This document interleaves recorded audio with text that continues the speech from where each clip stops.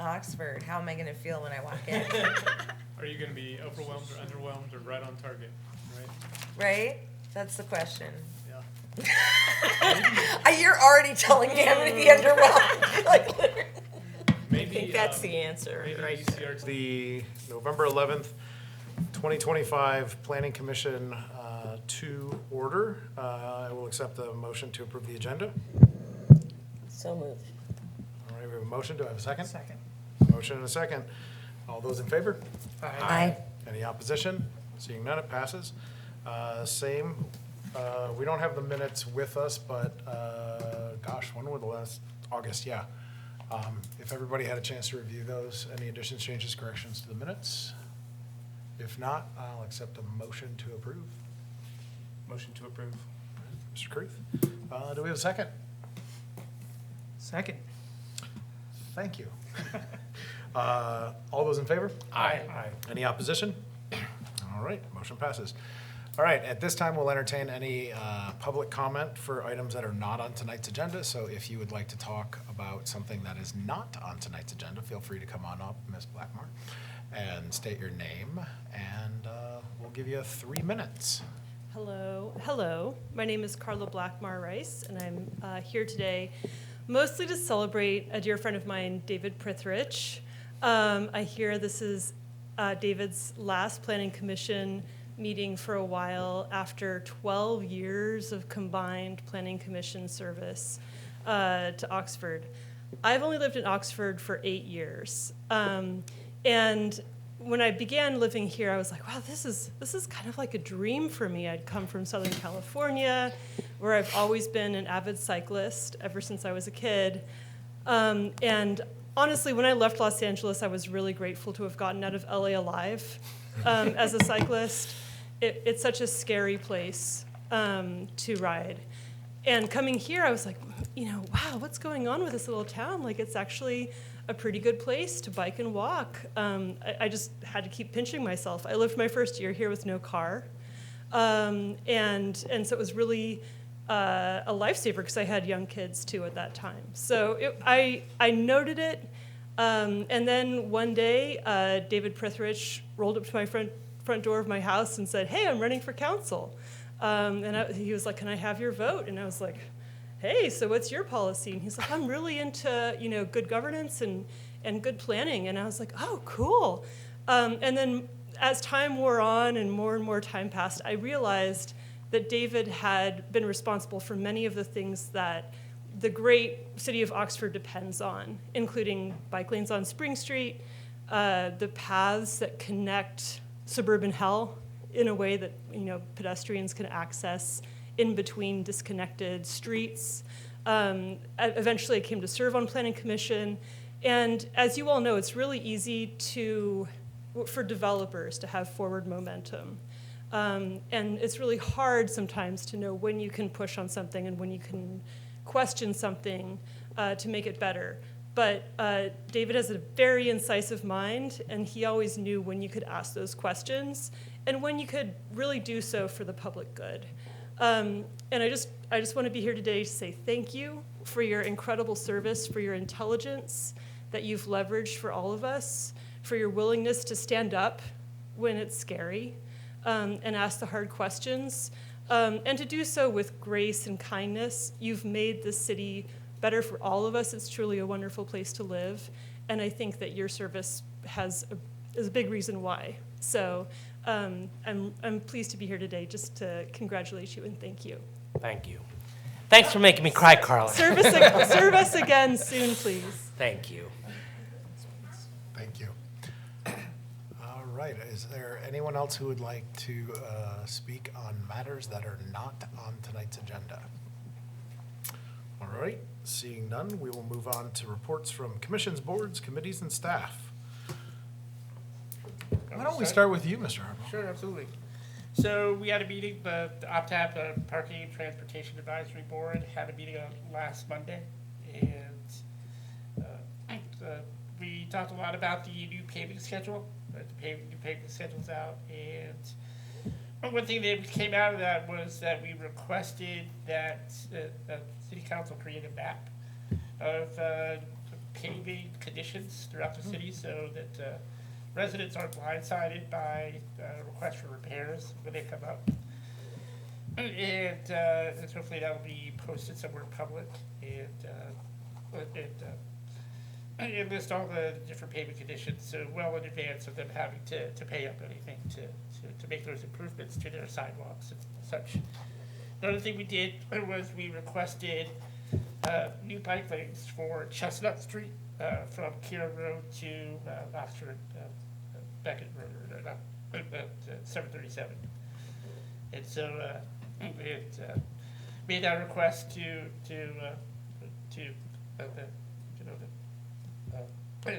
the city to make those improvements. And that's the highlights of our meeting, at least. Perfect. Thank you. Dr. Prithridge. Okay, well, I wanted to just, I don't know if some of you guys may follow me on Facebook. One of my things at the end of council is I've been making a tour of city departments to, when you get elected, you kind of assume like, oh, I'm going to have a chance to get to see the water distribution people. And like 8 years go by. And so I've been trying to work through, and partly that's about understanding how the various aspects of the city work, staff, and expressing my gratitude to them, because a lot of people do work that is literally unseen. I keep using the example of the water distribution people who maintain the 73 miles of pipes underneath the ground so that we have consistent quality water that comes out at a consistent pressure. So, and those guys work really hard. 4 people maintain that whole system. So I've been doing a lot with staff, and I visited my favorite, I shouldn't say that, but my home department. If I have any department, it's a home department, it's the community development department. But one of the things I would like to do, and I'm hoping to visit more than one, but I'll start tonight, which is I want to express gratitude on behalf of the citizens for those people who step up to serve on boards and commissions. I've been super grateful to express gratitude to the full-timers who are on staff, but the city of Oxford operates a number of boards and commissions, a remarkable number of which report to Mr. Perry, Mr. Mora, which keeps their lives really busy. But what that represents is a form of government that's really nicely democratic, so that when we do our reports on the Parking and Transportation Advisory Board, or the Climate Action Steering Committee, or the Planning Commission, which I think I've actually served more than 12, I think maybe 14. But anyway, I thought it was more. 10 plus something. Yeah, I thought it was more. But you all could be somewhere else right now. On a cold night like tonight, there's probably a warm blanket calling for you, or a cat on your lap, or a good show to watch. But you're here tonight, not because one can run for office, and that's wonderful. You get to sit up here in the dais, which is nice. But there's no compensation. There's not a lot of training. And there's not a lot of public gratitude for the work that boards and commissions do. Housing, I could list all the boards that serve the city of Oxford that are citizens who step up to work alongside councilors to provide insight and wisdom, and some of that stuff is pretty serious. The BZA, their lawsuits, a lot rides on the decisions of a board like this. And if you doubt that at all, walk around and look at something that we've approved and ideally made better, by improving a sidewalk here or changing a street layout there. And not to exaggerate the role of the Planning Commission, but some of those choices, those good choices, will be around for hundreds of years, so that when we insist on a connection or a sidewalk or buffering, those are decisions that improve people's lives for a really, really long time. So anyway, this is just my appreciation, gratitude to the Planning Commission and all of you guys for serving on here.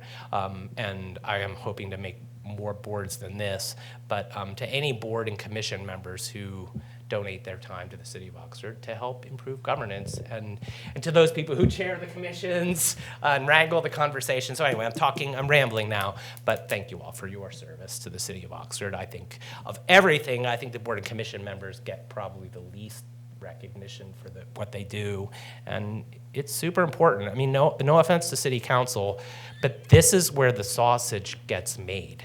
When you sit on council, usually things by that, it's not that it's a rubber stamp, but there's not a lot of So when we spend 3 hours on a subdivision, it's because you have to have that time in order to make those decisions and improve the thing. And by the time it gets to council, it's pretty baked. So in addition to staff, thank you for your service. Thank you, sir. So- Mr. Bracken? It's been a little while, so there's probably been several environmental commission meetings. But the thing that stands out to me is that we're exploring new options for solar, the wastewater treatment plant, and different options at the closed landfill. That's what I'm most excited about. And I think I'm our HAPC representative now too. So the biggest update recently to that was that the staff got us grant funding to have rights and semi-legal representation at TOPS for owners and renters' rights. Vice Chair Rosenberg? I currently am not on. But it says you're Did I the say HA. I HAPC? know. You did, and I I meant was HAC, like, excuse me. well, then Yeah. you started saying it, I was like, oh, he meant Yeah. HAC. We'll take care of that soon. Next month. Next month. Let's take care of that soon. Sounds good. Ms. Webster? The Climate Action Committee has not met since the last time I reported, but there is a meeting coming up. And nothing to report from CIC. Oh, you guys are getting off the hook pretty easily. So, I don't have a ton to report from HAPC, sorry. Historic and Architectural Preservation, but they are meeting tomorrow. Big discussion really is the continued discussion of that is commingled with this commission is design standard zoning, where things are going with that. And similarly, I think we only met once since this commission has met. Things And- have been sleepy. Yeah, and I was thinking about that. When you have election years, if you think about it, we had school district, city council, so even though it's an off-cycle election, we had a lot going on. So I think that also kind of inherently impacts, people submitting, building like BZA or any of that. So, but I do want to take a moment to thank Dr. Prithridge for his, yeah, you had your chance. We've been on the commission way too long together. But no, I do want to thank you. So funny enough, you and I ran for city council 8 years ago. I know. Actually, a little bit more than. You were a good candidate.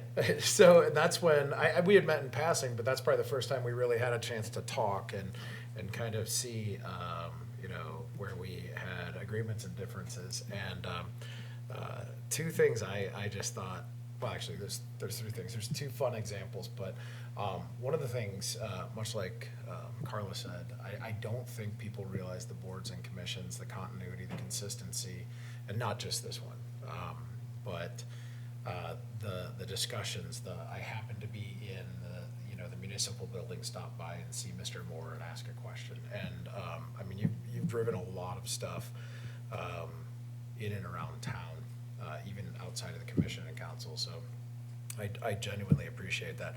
I will miss kind of our wrangling. Tat-a-tat.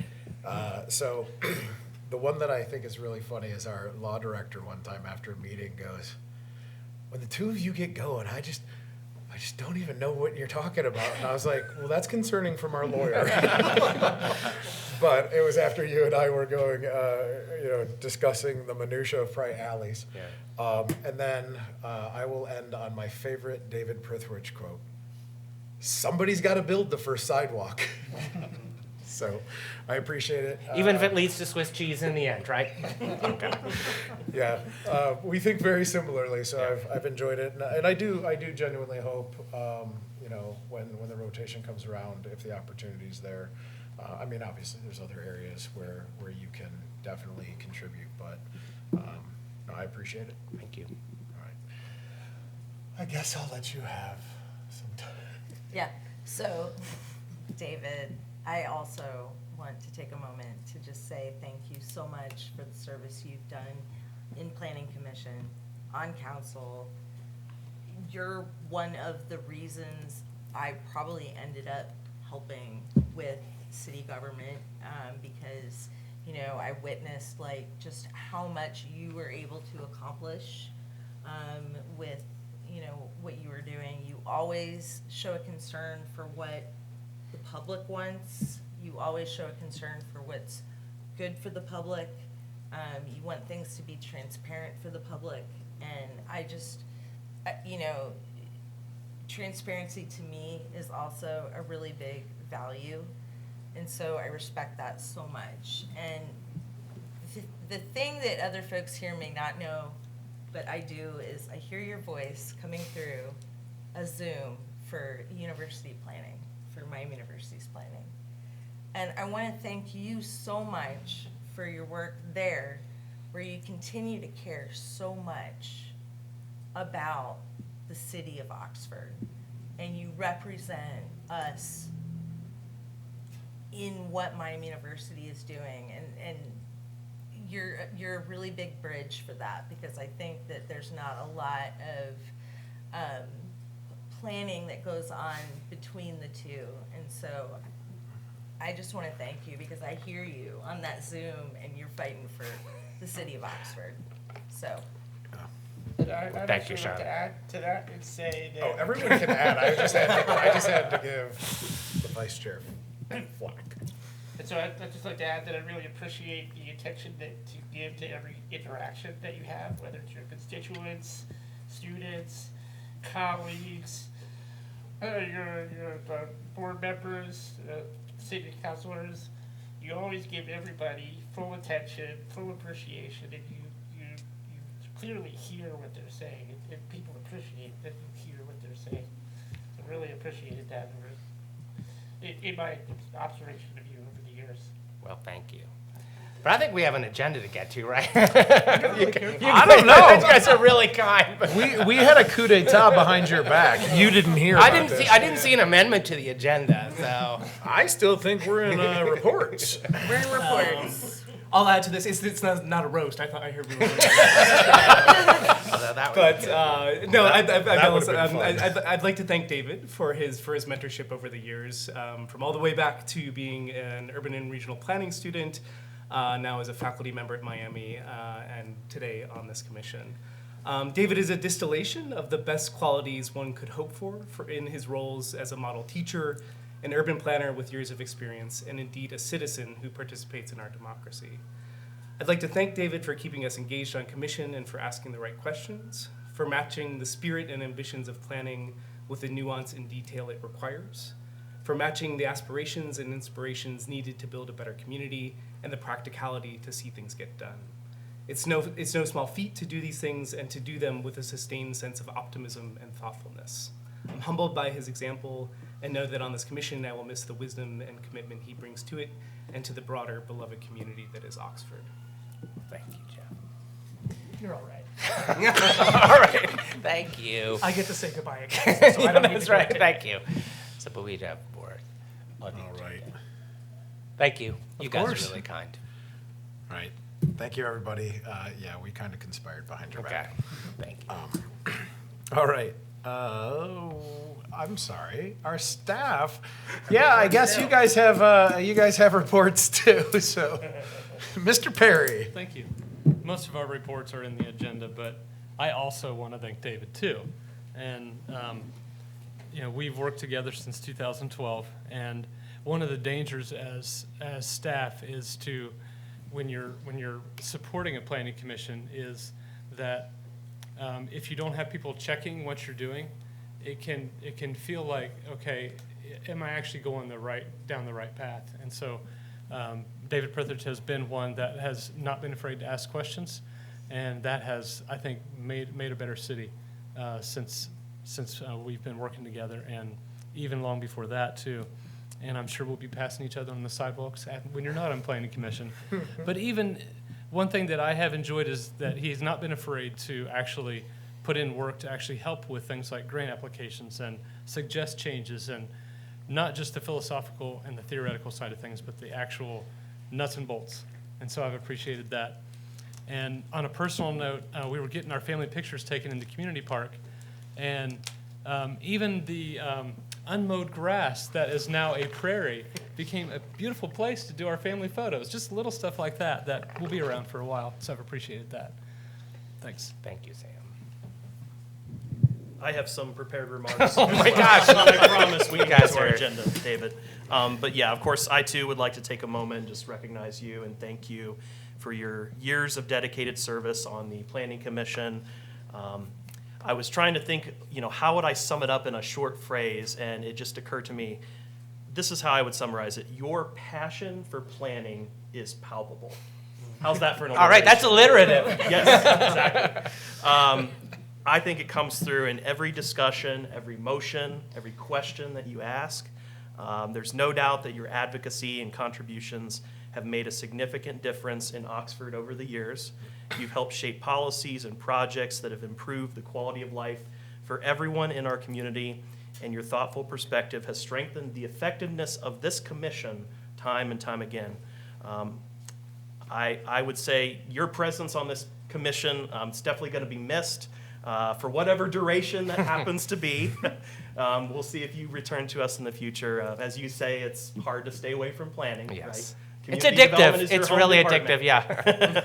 So on behalf of the department, I just want to thank you for your commitment, your insight, your steady dedication toward making Oxford a better, more livable, and sustainable place for everyone. Thank you. Well, it's a great team that we're all part of, staff, council, and commissions and board members and members of the public who care. So it's what makes Oxford so good. Thank you, guys. Of course. I think we're good. Oh, you're unified code, correct? I am. Okay, Yes. perfect. We ready to move? Yeah, yes, so we'll move on please. to number 6, the Number Unified 6, Code okay. Development Update. All right. So I have some slides to present to all of you on the progress when it comes to the Oxford Today effort. So as a reminder, this is a 3-part effort. This is the Unified Development Code, so it's modernizing our zoning and subdivision regulations, unifying them into a single code, as well as hopefully adopting a historic preservation plan, as well as an update to our historic design guidelines, which I think Sam will be touching on after I cover the Unified Development Code aspect. But everyone may recall, let's see, let me plug this in first so I can switch slides here and use my laser pointer. There we go. Da-da-da-da. Here we go. So way back when we met in August, we selected some members from the Planning Commission to serve as a working group that would work more closely with me to draft out this future Unified Development Code. So those members, of course, are Councilor Bracken, Councilor Prithridge, and Webster, Commissioner Webster. So the 4 of us have been meeting. We've met several times. We've had 6 meetings together. There was also a meeting that we ended up canceling, but David showed up anyway, so we just kind of turned it into a field trip and walked around the Mile Square on September 2nd. But actually, as it turns out, it wasn't August when we selected the members. It was all the way back in May. We had a work session. That's when the working group was effectively selected. So this is kind of a summary of the various meetings that we've had as a group, the topics that we've covered. So the first meeting was kind of picking up the pieces perhaps from all the meetings and materials that have been produced and transpired up to that point, involving our consultant, McKenna. So kind of circling back to the comprehensive plan, making sure that we're closely aligning our future code regulations closely with the recommendations and goals of the comp plan. So there was a table that I was able to produce that kind of references back to some of the goals and recommendations that have relevancy to the code itself. And then moving ahead, July 15th, we started getting into discussions about standards versus incentives. So I have a kind of a taste of that packaged here to share that kind of gets into the meat of how we hope to define things and contrast them from one to the other in terms of what would we actually what would be the concrete standards that we would always require, and then what would be some of the things that we maybe necessarily wouldn't mandate, but would be nice to have as kind of an incentive package. So I'll get into that here in a second. Then August 5th, we started to dive into the mile square neighborhood standards, and I do have some graphics prepared, some samples that I can share with all of you as far as all of that coming together. And then August 20th, we started to go looking at the land uses. So ultimately, this future code, the way that zoning codes are often structured, you're going to have kind of a master table that's going to have every principal land use listed, and then a list across the top, columns, district by district by district, so you can designate, you know, where those specific uses are going to be permitted, where they're not going to be permitted, where they're perhaps allowed with a conditional use permit. So we started to get into that, as well as the standards specific to Uptown on August 20th. Then, of course, September 2nd was the Mile Square, what I like to call field trip, where we were looking at various properties within kind of the southern blocks of the Mile Squares, kind of between Spring Street and High Street, tended to be where we focused our efforts. But we do have a layer that shows land coverage in the city, and I've got coverage percentages sort of pre-calculated by property. So we were kind of looking at what those percentages were already pre-calculated, visiting kind of sample properties, and just kind of taking in the environment to try to gauge, okay, you know, what's the right balance? What properties strike the right balance in terms of, you know, providing for coverage, for buildings, for parking, for walks, for, you know, you name it. And I think ultimately where we've arrived at is anywhere from 65 to 70% is actually the most desirable standard. That's actually the standard that Athens, Ohio uses for actually for their least intense residential district at 70%. In our Mile Square districts right now, we're at 45. So that would be a pretty significant jump from where we are currently. Then moving on to October 7th, that's where we got into the building types, and then also revisiting the districts. So there have been some changes to the district makeup since the, I guess it would have been a workshop or open house event that we had that McKenna had put on for us. So there have been some changes to that I'm happy to present to everyone. And then our most recent meeting, what I was able to do was create what I would term a parts list or a blueprint for the district. So that's kind of a dissolution of our current code, just distilling down to just the very like core elements of like each individual standard, each setback, each coverage standard, each building height requirement. Came up with 164 unique standards, both numerical and sort of qualitative, yes, no, binary type standards. So that way we can kind of keep track of, you know, where we are right now with the current code, and then we can begin to make some tweaking, some adjustments to some of those standards to better entice the right kinds of development that we want to see that are in line with our goals. So getting into the standards versus incentives, this analogy is probably not new to any of you. Carrots versus sticks. So the way we kind of break it down is the core standards those are the sticks, those are the must-haves, those are the mandatory requirements that any project would be required to demonstrate compliance with. This stands in contrast to the carrots, which are incentivized. Those are the encouraged traits the weed really likes. These are voluntary, so these would be aspects where if an applicant was willing to provide for these, then they might qualify for an incentive track that would maybe include a more expedited review procedure or various other incentives.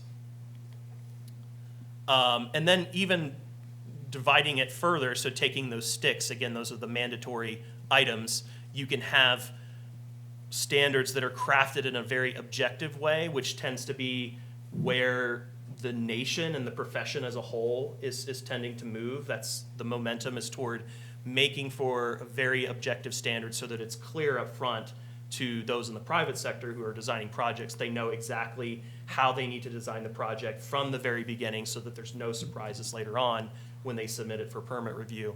So when you get down to setting objective standards, those have to be very clearly written, concretely written.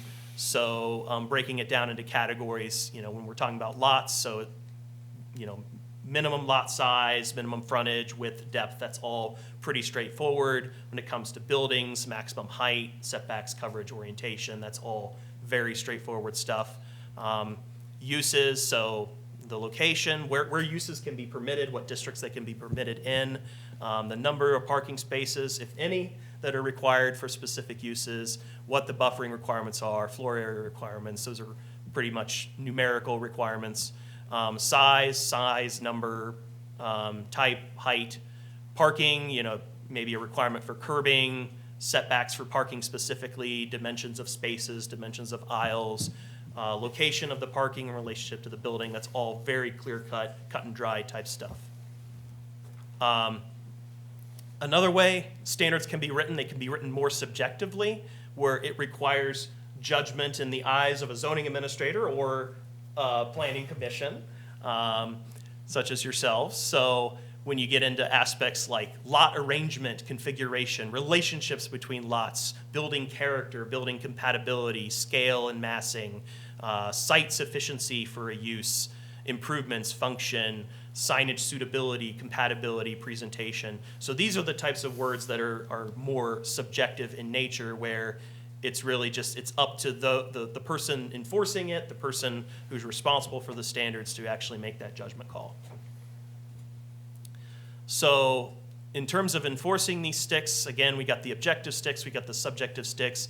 The objective ones, effectively, that authority is delegated to the zoning administrator. We don't need folks like yourselves to interpret what a setback is or how it should be measured. It's just plainly stated in the code. It's adopted legislation. So these standards are effectively a checklist. So the zoning administrator is reviewing those plans and permits, ensuring compliance. This is what we refer to as ministerial enforcement.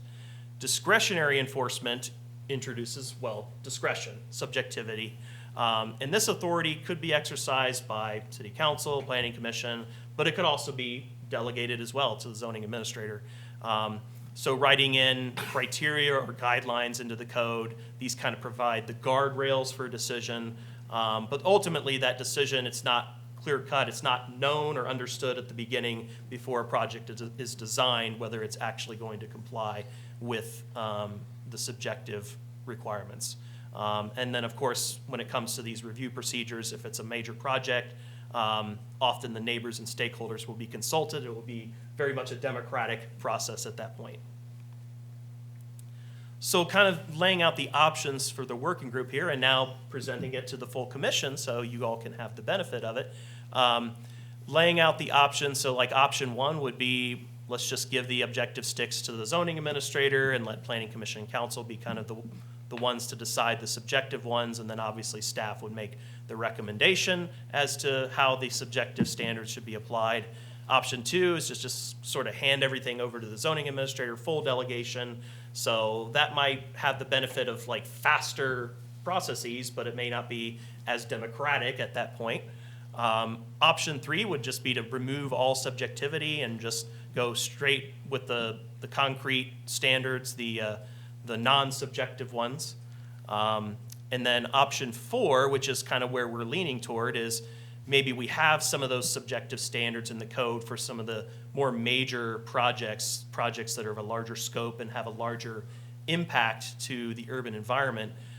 There's maybe this option to escape some of those review procedures by pursuing an incentive package.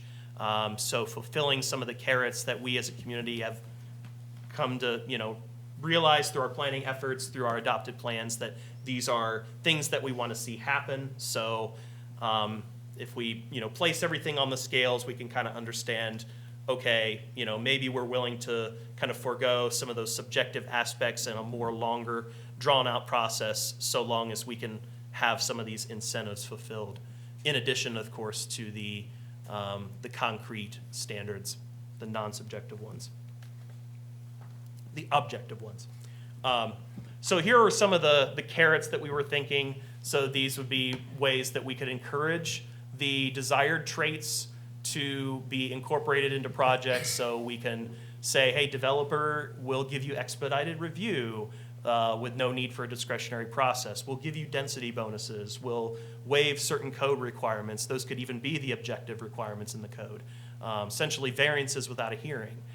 We could reduce fees for you, permit review fees or utility tap-in fees, tax incentives, so tax abatements, TIFs, that kind of thing, could be incorporated in as part of this overall package. And I think this is very much in line with our economic development strategic plan that was adopted in June. Talks about unifying this approach so that zoning supports rather than hinders economic development.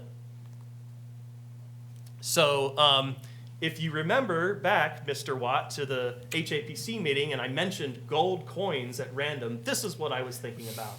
I was thinking about this slide, and the analogy that's used is a fast lane pass. So, Mr. Developer, you can, sort of not necessarily purchase, but obtain a fast lane pass if you incorporate these kinds of things into your proposal. Maybe you're doing it in a specific geographic area for an area of Oxford that's perhaps a little bit more distressed.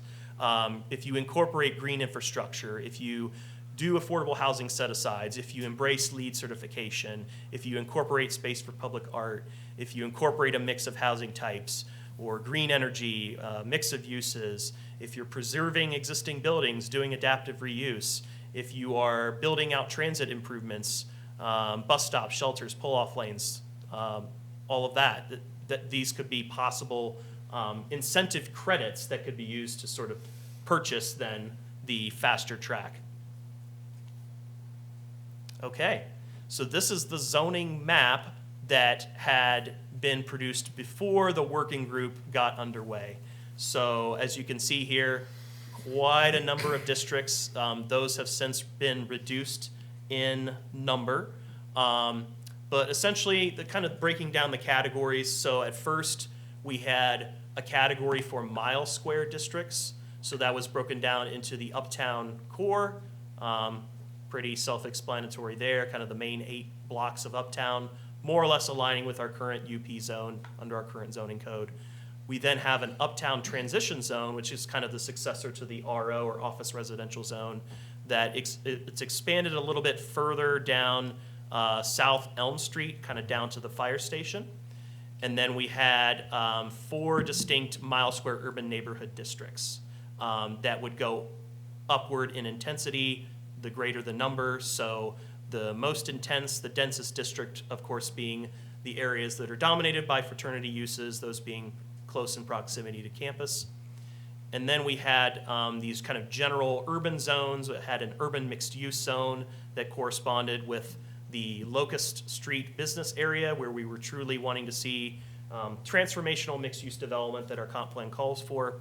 And then we also have some urban neighborhood zones 1 and 2 that apply to areas of the city that are kind of dominated by these automobile-centric, auto-oriented kind of apartment complexes, aging apartment complexes, suburban developments that could possibly in the future see redevelopment into something that is perhaps maybe more reminiscent of the mile square in terms of a more traditional pattern of development, of course embracing greater density and mix of uses and that type of thing.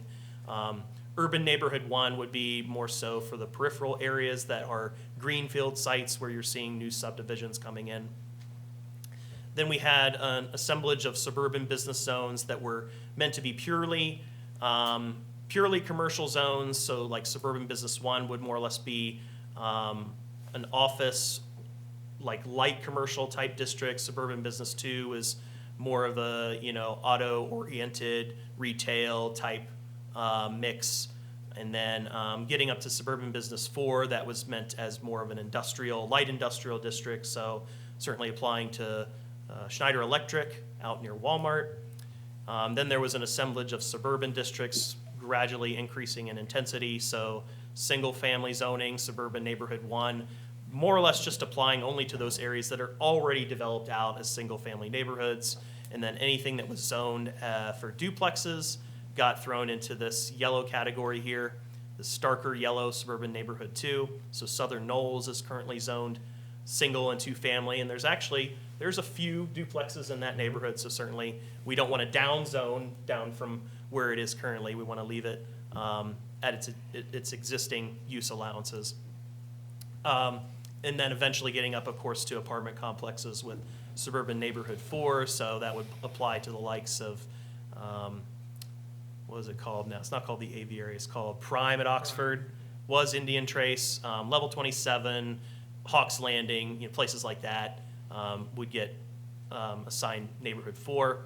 Then we have some use-specific zones, municipal, so that would apply to places like the wastewater treatment plant, the city garage, the closed landfill, the water treatment plant. Nothing too crazy there. And then we would have kind of a general, what I would term a green zone, parks, green space, and recreation. So that would get applied to the community park, to the country club, to the cemeteries in town. Pretty straightforward there as well. And then a number of special districts too. So special district for the university, recognizing university ownership and university usage. Special districts for the Knolls of Oxford, to retain that as kind of its own standalone development. Special district for the mobile home park, to recognize the unique usage there, as well as one for McCulloch Hyde Hospital. So that was a very long explanation of where our zoning map was leading into the working group. And here's where we stand today. So we have a lesser number of districts. So probably one of the biggest things that's changed is removing the mile square title from the districts.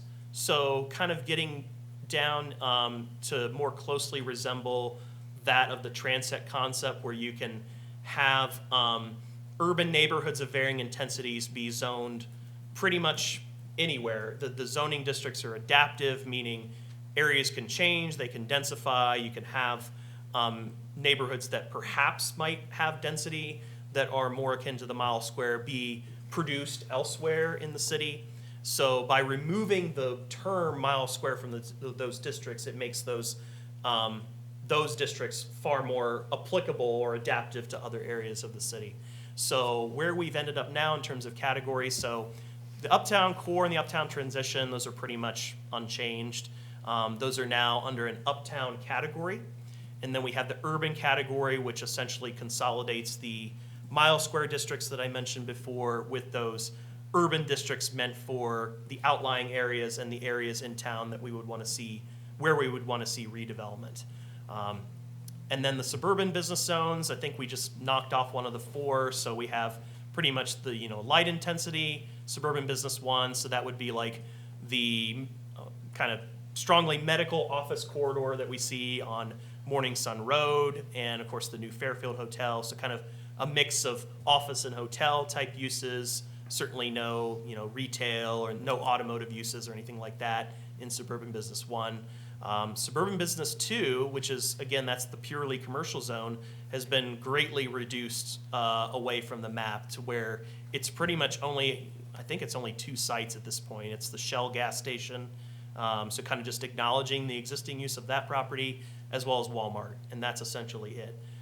Anything else in town that is commercial in nature already is going to be in a mixed-use zone under this current zoning map. So we have the urban mixed use that applies not only to South Locust Street and the business area around Kroger, but also the corridor branching out into the northwest along College Corner Pike. That is all in urban mixed use.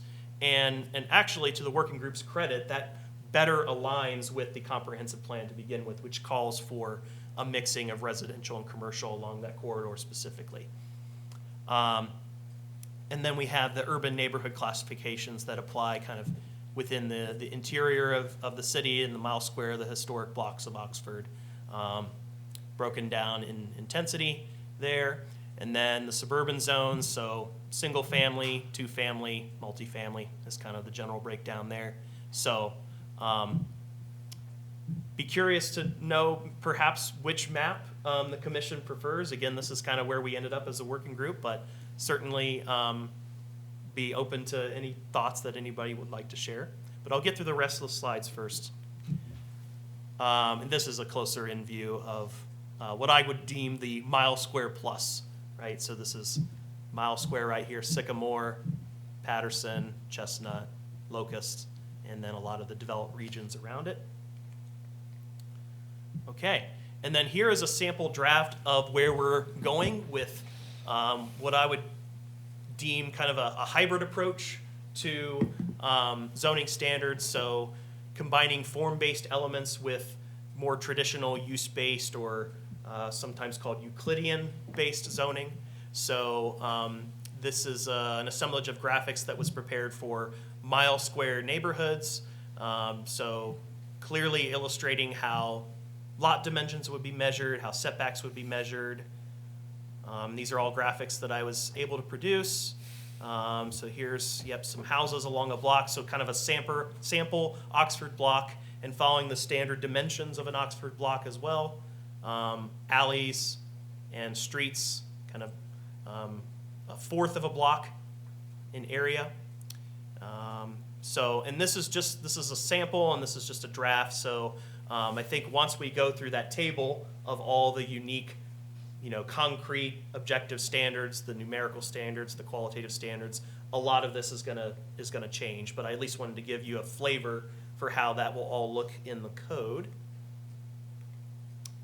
And then there's this concept, building type versus use. So this gets back to embracing a hybrid approach, doing form-based and use-based at the same time. So the analogy I like to use this, and I use this in my class as well, buildings are like the glasses and uses are the drinks that go in those glasses. So certain glass shapes are just going to lend themselves well to certain drinks. Like you wouldn't put chocolate milk in a martini glass.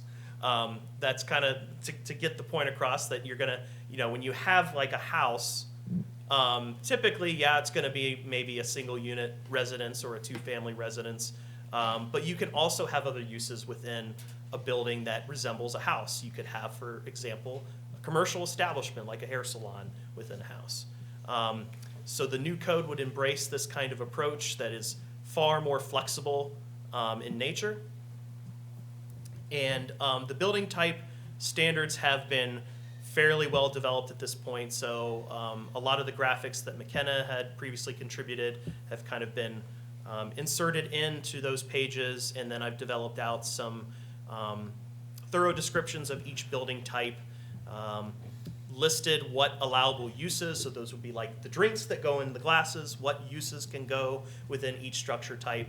Some of these structures, it's going to be a very broad allowance for virtually like any type of commercial use. So for example, like this makerspace here, you could have a variety of different commercial uses within a building that looks like that. And so the standards page is deliberately written to be very general. Whereas if you have, an apartment house, that's gonna be just limited to, in this case, a 3-unit dwelling or a 4-unit dwelling.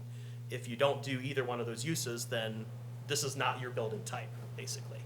And then very clearly establishing the regulations. These are the mandatory aspects that you would have to meet. So maximum footprint, maximum building height, orientation, et cetera. Those would be very straightforward things. The architectural guidelines would be, just guidelines. So those we would not, if somebody wasn't quite meeting the direction there, we wouldn't necessarily be taking it to the Board of Zoning Appeals for a variance. But if, for example, there was a property in a historic district that was required to get a certificate of appropriateness, the HAPC might be looking at these guidelines a little bit more closely, and that would be applied perhaps a little bit more strictly in those situations as opposed to situations that are outside of a historic district designation. And then here is a preview of the distillation of the code. So it's an Excel spreadsheet, 164 unique numeric, quantitative, and binary qualitative standards listed out, starting with minimum lot size and then going all the way down, all the various setbacks, principal building setbacks, accessory setbacks, minimum lot width, minimum lot depth. It just goes on and on and on. It gets into parking, gets into signage, gets into landscaping, gets into all the dimensions of developing property.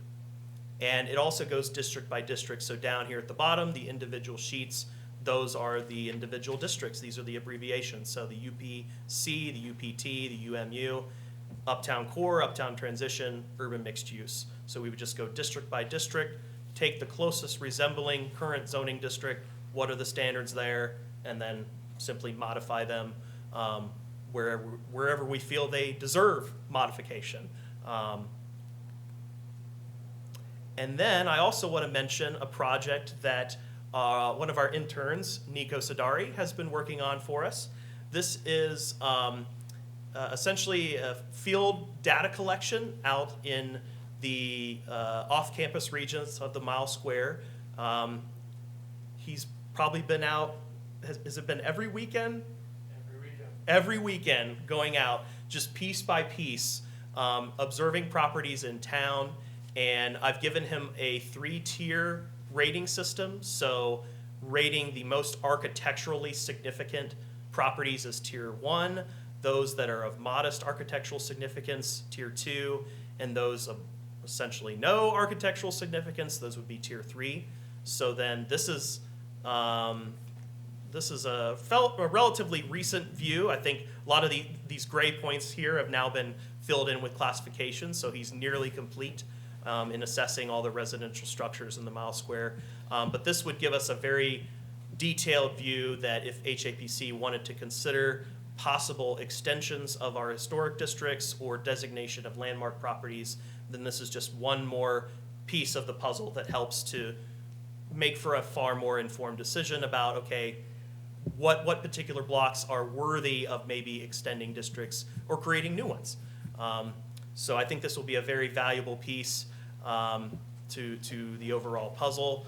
And we can also consider historical significance too. I mean, this exercise is just essentially it is a subjective exercise, I will give it that. You're essentially just walking along the block and you're trying to call a spade as best you can.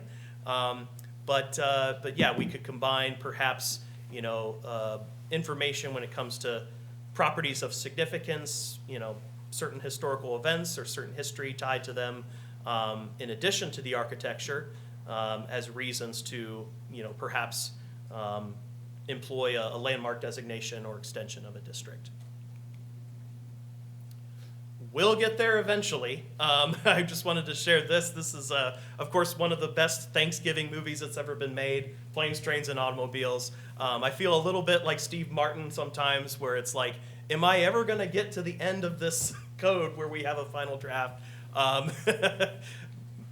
We'll get there eventually. It may take a little while, and we may, encounter some obstacles along the way as we try to get home to Chicago for Thanksgiving.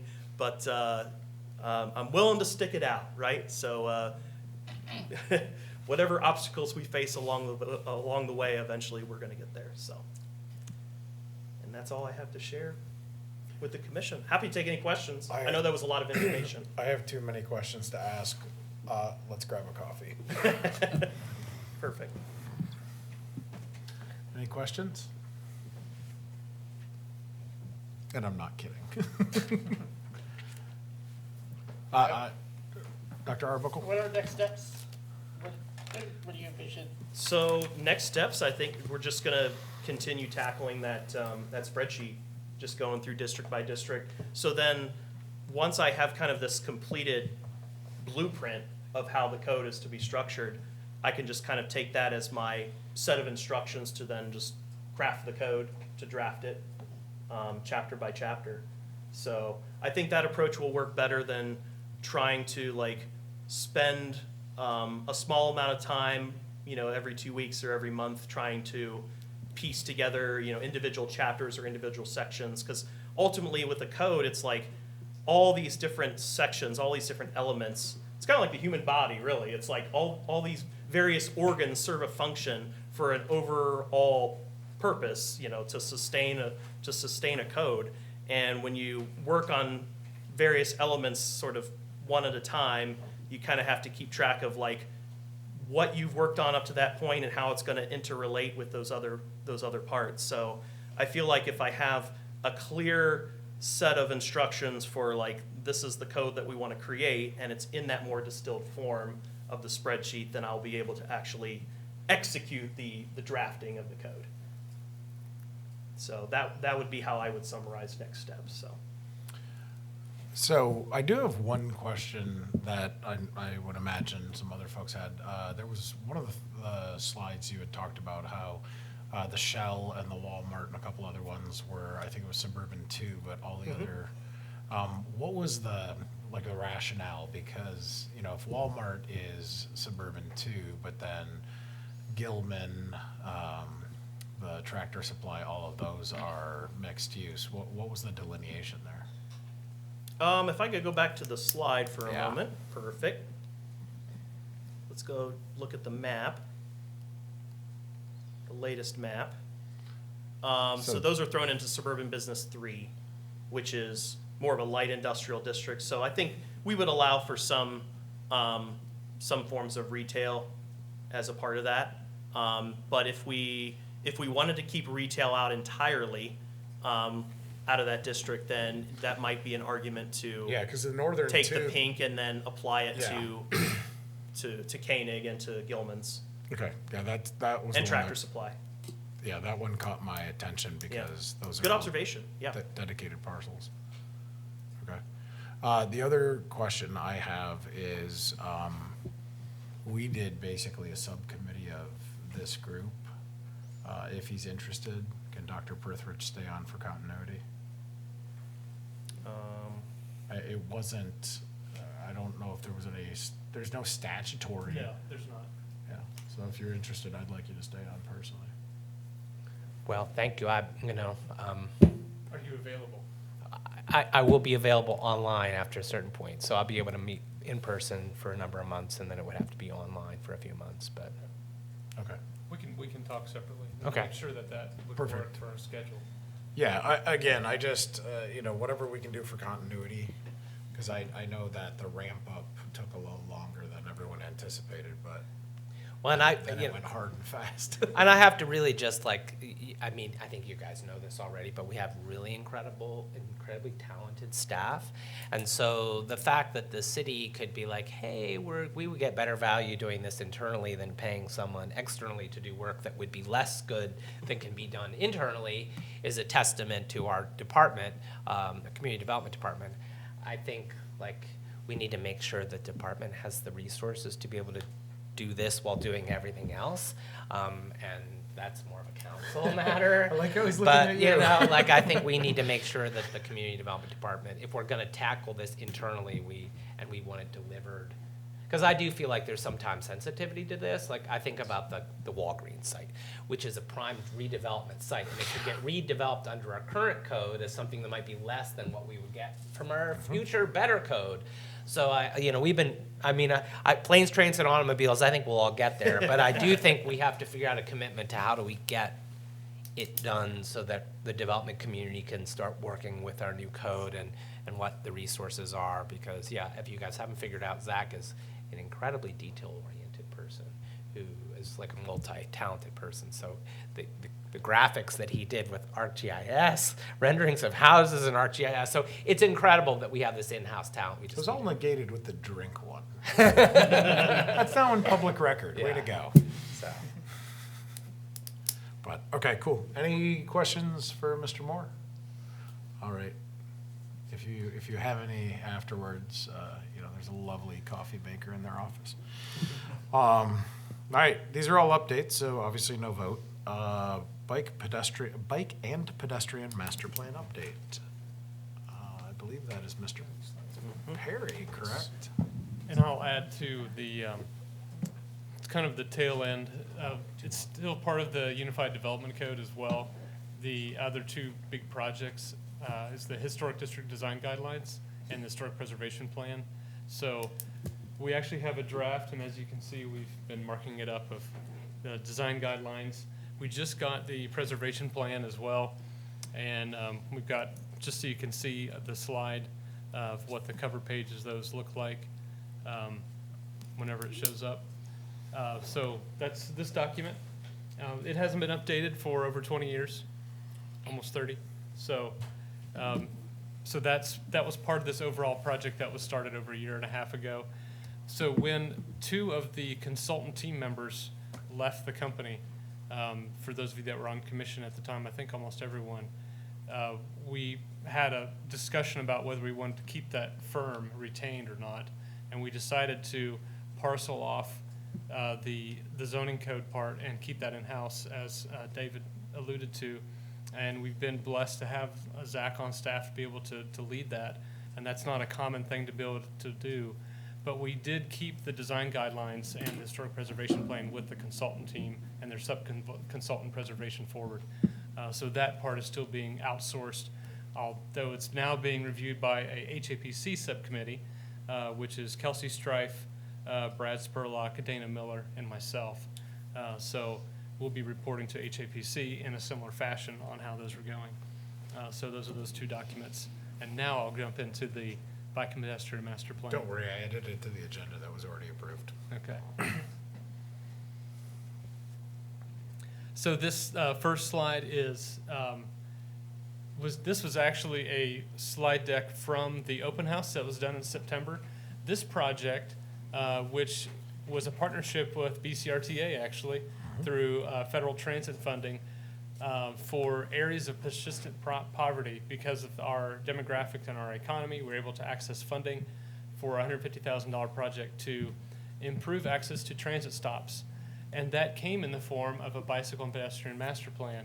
So BCRTA, we applied for the funding, they were the pass-through, and so we appreciated that. We've started that in April with a consulting firm, a three-part consulting firm, KZF Design, 143 Engineers, and Bear Becker, who many of you probably know, a local engineering firm. So this first slide is actually some photos from the event itself that I laid on top of the slide deck for the September open house. It's been underway since April. There's been a lot of different engagement tools that we've utilized in person and virtual. And so I'll just go through a little bit of the team here and get into, this was some of the explanation that we had for the open house, inviting people that maybe hadn't been part of it at all, who had maybe engaged with the website where surveys could be filled out, and maybe had given some suggestions already, but were able to come to this in-person meeting to kind of see how their engagement and their survey instruments had resulted in a planning document kind of midway through the process. And overview of that was improving the connections, linking to transit. But it also benefits other modes of transportation besides transit too. So that's why it became a bicycle pedestrian master plan, because of the nexus with transit. Neighborhoods, schools, employment centers. And then kind of the overall flow was to kind of assess where we are currently and engage with the community, which was what we've been doing for the past several months, starting back in the spring, and then determining kind of priority routes, because anything that we do is probably going to be a retrofit of some kind with our existing corridors. And so we really needed to determine where those were, and what the Parking and Transportation Advisory Board, which was kind of the client, if you will, with this plan, their goal in 2024 was to not just have a map with lines, but actually have cost estimations for real construction projects, because we have seen that that's actually been what has been helpful in resulting in change. Is when you can seek funding, you actually need to have an estimate for that project. And so this plan actually comes with construction estimations, and that's not been a common thing that the city has done in previous decades. So we've spent a lot of time up front, and you'll see a little bit of that here, but we're going to get to a point where we're going to go to council with a recommendation for making sure that these priority routes that will need some work are the routes that you want to adopt as council members, and then we'll go send the engineering team to actually do the construction estimation. And so those are some of the exercises that have already been done. There's been several out in the field. There's going to be another one even tomorrow morning with citizens and the consultant and our city engineer. And so this is just some of the statistics through the online engagement. There was 160 surveys completed. An intern and I actually went out into some of the zero-car household neighborhoods on College Corner Pike, door knocking, asking them to fill out surveys, interviewing them, encourage them to go to the website, getting some anecdotal comments while we're there as well. And so the website had ways where you could actually suggest locations that needed work. You could fill out a survey about how you commute and how you get around in the community, where improvements could be made. And the direction that the plan is going is taking some of the, particularly the north-south streets in the kind of historic Mile Square, and actually widening sidewalks that are already there.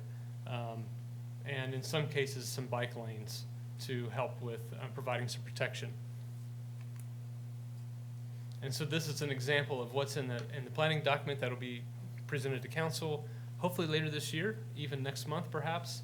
And this was presented at the open house as well. Just kind of showing folks that there's a limited amount of area to work if we're going to improve safety for people of all ages. And that could mean, and not necessarily in Chestnut Street, but for some of the other streets, that could mean sacrificing things that that also have value, like the strip of green space between the sidewalk and the street. Might have to change a little bit in order to have that wider area for accommodating a bicycle and a pedestrian at the same time. In the case of Chestnut Street, it may not result in that type of change. It might be a bike lane along the existing street. It might be taking away parking on one side or both sides, like Spring Street was done. So I think this exercise helped the public see that there are some pros and cons to changes. And so this was in September, so we are actually now at the point of finalizing our recommendations and are going to be presenting a report through a work session with City Council, hopefully as soon as December 16th, along with some of the things that Mr. Arbuckle was talking about with pavement conditions as well, kind of talking to council about everything that Parking and Transportation Advisory Board is interested in at the same time, and then having them vote on that perhaps even later that night for a resolution to have the engineering team go ahead and start doing some of those engineering estimations over the next several months, and then bring it back for a formal adoption. And these are just some of the maps from the process. And one of the big takeaways was, I don't know if you can see it here, but 20% of the folks that filled out surveys said that their primary mode of transportation was walking. And so that was good to see that confirmation that what we're doing is helping those people particularly. And these are some graphics that were used, which I think really help people understand what are the different tools that can improve the safety for those that are getting around town without their own personal vehicle. And these were some of the examples of the boards that people could go around and interact with and talk to some of the consulting team members. The website is available out there if you do want to look at it in more detail. And there was an exercise where folks could put stickers on what they liked and wanted to see more of. And here's kind of where we are in the overall part of the project. You can see we started back here in April, and we're now down here. And it's going to get kind of quiet after the council meeting, where the engineers will be working on the actual design and cost estimation and get it to what's called a schematic design, or a 30% design, which is enough of a threshold of detail to have a cost estimate that's relatively accurate to apply for grant funding if City Council decided to move forward with any of the projects. So that's the status of the Bicycle and Pedestrian Master Plan. All right. Any questions, comments, concerns? Does that include flattening the hills? Like especially, Crushing them. you know those railroad crossings that all go up and down? Like having pulled the camper today, that was really super fun. The Parking and Transportation Board is asking for a separate focus study on Locust Street, since you brought it up. On the It's Locust like we've Street talked corridor. about this before. Yeah, the grade separation project did not move forward like we thought it would, and I don't know if this group has even heard that yet, but So there's going to have to be a different approach to see some change there. So, a lot of the things we deal with obviously are big picture, zoning, but, you and I have talked like for like. If somebody's replacing their 3-foot sidewalk, they can put in 3-foot sidewalk. But if, heaven forbid, something hits the Circle K aerial sign, they don't have the right to rebuild that. It would have to go to a monument. Is there a mechanism or something associated with what you just talked about where, and funny enough, it's where Dr. Prithridge and I come with our Swiss cheese and someone has to build the sidewalk, is there a way or a mechanism if somebody has to replace their sidewalk or if there are improvements that it goes up to the new standard? Even if it were to include Mr. Moore's carrots, I think like, hey, the city will cover the difference because a homeowner would normally pay the cost of an improvement, but, is that something or am I way ahead No, of you're the- right on target. That's a good, that's a really great question because that's one of the reasons why we do these types of planning documents is so that if there's an adjacent development that is happening, then there can be a development agreement or there can even be a requirement. And it's not been uncommon for when there's new major developments like subdivisions, if the city has a plan for a new roadway or a new Oats Trail, multi-use path that's adjacent to development, it actually becomes a requirement of the developer to install that piece of infrastructure. There is there are some legal terms that come into play there to make sure that if the city were to require that it's roughly proportional is the phrase, the legal term that's used to the adjacent development, and if it's not, then there would be some accommodation for a partnership. Okay. So yes, one of the benefits of having this plan get adopted would be that if there's a private development that is adjacent to an area that has been targeted for improvement, like widened sidewalks, then that's the time that would happen. Okay, perfect. Yep. Well, if I could just, since in reflective mood, I wanted to also just acknowledge that the Community Development Department, if you look across other departments that do a lot of work, I don't know that there's any department beyond SAM's that compares with SAM's in terms of engagement with boards and commissions and the public in the development of their work. Like all of us that get to have a say up here about like, hey, you're moving in the right direction or whatever. There are departments that have like report to no boards other than to council. And that makes their job simpler in some way. They're not here on a Tuesday night or a Wednesday night or in every other. But so I just want to thank, planning is better if it's democratic and it's better if it's long range and there's a long process. So all of these plans that community development is supervising simultaneously, engaging with consultants, engaging with the public, it's a lot for a small department to do. But I think like those of us who are on a board commission, it's really nice to have a say, and I think our things come out better as a result of that democracy, even though it's a lot for you guys to coordinate. So so that's just a thank you. That's a lot we're moving forward on simultaneously. Multiple planning efforts, historic, unified, which is zoning, subdivision, like you guys are doing that all while just continuing the everyday work of building permits and stuff, so on a lean staff, so thank you. All right, I think we can move on. Are you able to pull up Butler County Yes. RTA? Oh, Oh, yeah. seriously, that's the one you picked? What's wrong with that one? Oh, yeah, look at the big nuck in the middle. I've got other tabs pulled open. Yeah, to so- show the station itself. Yeah, we have been working on, so I'm a trustee on Butler County Regional Transit Authority, and Thursday we did the ribbon cutting. So the groundbreaking was, January 2 years ago? Funny enough, a day much like today. So we did the groundbreaking, some big highlights. It's a $27 million facility. The biggest geographic footprint, if you will, off the top of my head, I believe we can put 36 full Gilligs in there, so those are the big buses. We have a number of cutaways, which I lovingly call the airport shuttles. We have on-site maintenance. There's a bus wash, which we're still working on. It's secondary. We have a fuel station. I believe there's going to be partnerships with the city, the township, just to have kind of more of that unified use.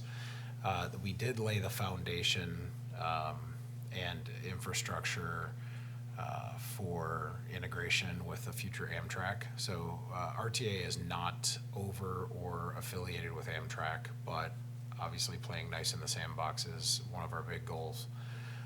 This is on most of the old Talawanda High School.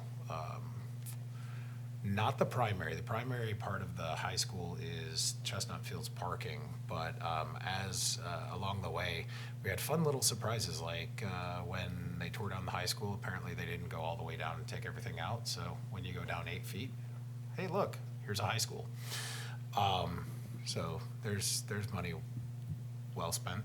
But the positive things, Zach, if you can leave it right there.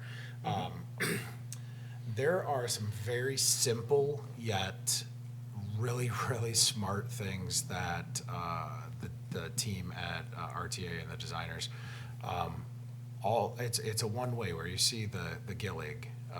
They can all pull in. There's 4 bays, I believe. All the schedules are up, so they all come up and they basically swing out to the left and keep on going. So it's very pedestrian friendly. It's extremely safe, except for like the 16-inch drop. If you look straight down, that's outside, for lack of a description. Think of an airport drop-off terminal. It's very long. There's benches. Inside, there's almost equal space that goes the entire length of the building. There's seats, there's restrooms, there's public restrooms.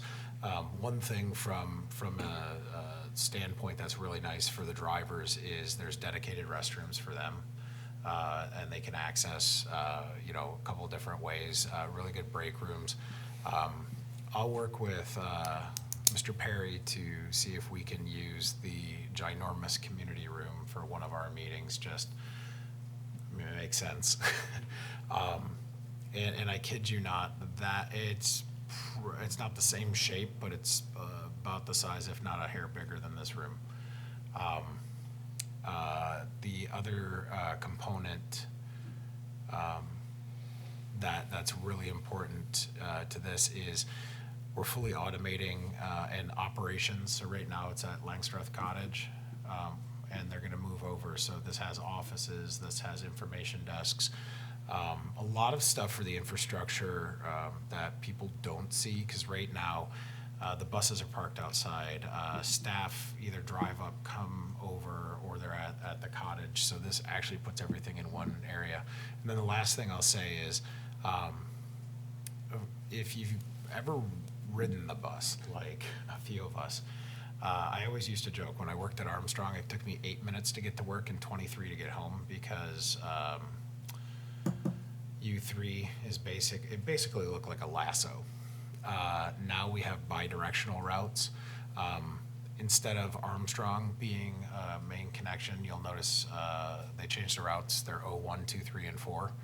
And they all come in to Chestnut Street Station, and they all go out. So the efficiency that Matt, Luke, Dee, all the folks who run RTA put into this is more than a building. I think you're going to see the level of service continuity.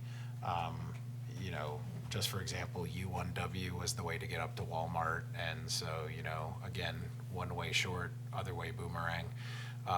You can get up and back to Walmart in probably 10 minutes now. Just the way that Russell's redone all of the routes.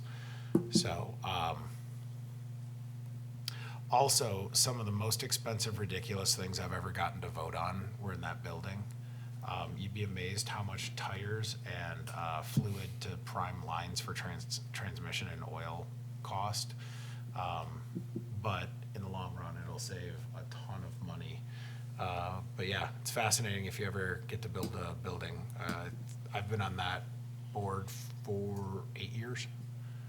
About the same, actually a click longer than I've been on planning, so maybe it's longer. I don't know, but it took even longer than I've been on that board to make that building happen. And also, this is a nice fun fact, no municipal funds from anybody in Butler County. It was all FTA state grants, matching funds, Miami.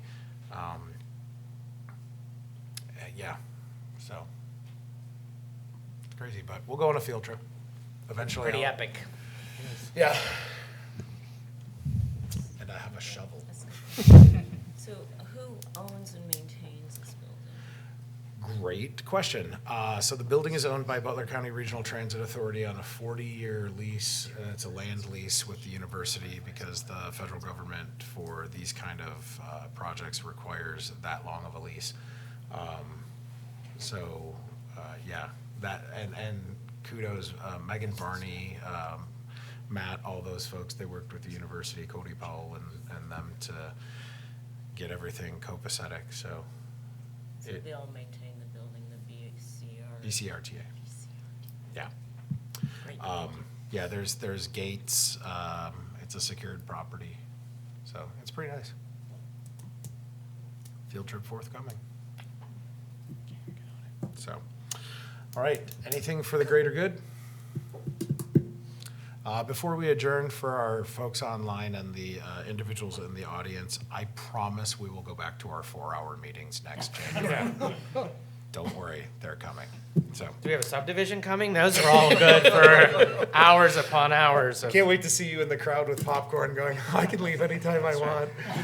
So, I'll accept a motion to adjourn. So moved. Second. Seconded on the condition you guys stay around so I can take a picture with you guys.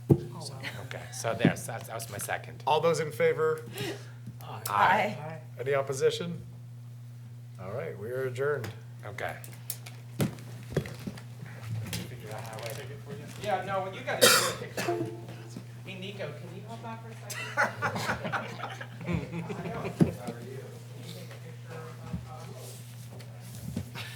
find an angle here maybe we can all cluster up. We're gonna squish in seating position. Do you want to sit in the chair seat? No, I do. You don't want your old chair back? Come on. That's right. Are we standing or sitting? How would you like it? Yeah. Why don't we stand? And then that way we'll be one step closer to going home. I broke the room. Why don't you kick the chairs out of the way?